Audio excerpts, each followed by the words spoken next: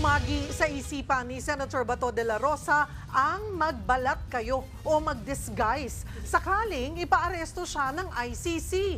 Dagdag pangamba raw niya ang pagbawi raw ng PNP sa kanyang security detail. Nasa frontline ng balitang yan, si Mayan Los Baños. Kung kailan umuugong na susunod siyang ipaaresto ng International Criminal Court, doon naman daw binawian ng security detail si Senator Bato de la Rosa, partikular ang mga nagbabantay sa kanya sa Davao. Ayon kay de la Rosa, nakumpirma niya ito nang umuwi siya roon kahapon at hindi naabutan ang dalawang pulis na palaging nagbabantay sa kanya. Gayunman, naiintindihan naman daw ito ni Bato. Nag-iingat ang mga commander nila. Yung mga unit commander ba, nag-iingat na hindi masilip. Hindi masilip na? Na may tao sila sa akin. Mainit man ang gobyerno sa akin, di ba? May hiwalay rin daw siyang security sa Maynila na galing din sa PNP.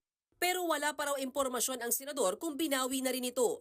Ano naman sinabi na dahilan? Anytime pwede mo na sila i-recall. Matapos i-recall ang kanyang security detail, marami raw nag-apply na retiradong pulis at sundalo para mabantayan siya. Nasa 10 raw ang tinanggap niya sa mga nag-apply. Hindi naman daw nababahala si Senator de la Rosa para sa kanyang kaligtasan, lalo na tuwing nasa Davao siya dahil anya, home court niya doon at halos lahat kakilala niya. Hindi rin daw limitado ang kanyang kilos at tuloy siya sa pangampanya kahit sa labas ng Mindanao dahil wala pa naman daw inilalabas na warrant of arrest laban sa kanya. Sagot naman ng Malacanang tungkol sa pag-recall ng security detail ng senador. Nasaan po ba kasi si Senator Bato? Baka kasi po nawala po siya. So hindi naman pwedeng tumambay lamang po yung security nang wala po siya. Siguro po pagka siya yung nagpakita po, hindi naman po yan magiging problema. Pero giit ng PNP, fake news ang sinasabi ni De La Rosa na binawian siya ng security detail.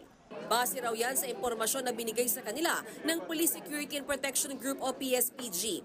Nang tanungin naman si De La Rosa kung susuko siya sakaling iparesto ng ICC, Kung hawak nila ng warrant of arrest ay issued by local court, yan, pwede ako magparisto. Pero kung hawak na ng warrant of arrest ay galing sa ICC, hindi ako magparisto. hindi rin daw uubra kung mag-disguise o ibang anyo siya para makapagtago. Tinry ko, nag-cap-cap ako, nag-jacket ako, nag-mask ako. Nakita ko ng isang tao doon sa Bicol. Sabi sa akin nung tao nagbibinta doon sa Bicol ng kamuti, kilala kita. Si Bato ka. Si Bato ka. Sabi mo, wala, napatay na. Sa ngayon, wala raw balak lumabas ng bansa si De La Rosa. Kung magtataguman daw siya, dito lang sa Pilipinas. Pero ano raw ba ang gagawin ni Bato para hindi siya tuluyang maaresto? Kung sa tanga-tanga. Nagbabalita mula sa Frontline, Mayan Los Baños, News 5. Mga kapatid, Cheryl Cosim po, huwag maging huli at maging una sa lahat sa balitaan. Para sa tuloy-tuloy na talakayang sa Frontline, mag-follow at mag-subscribe sa social media pages ng News 5.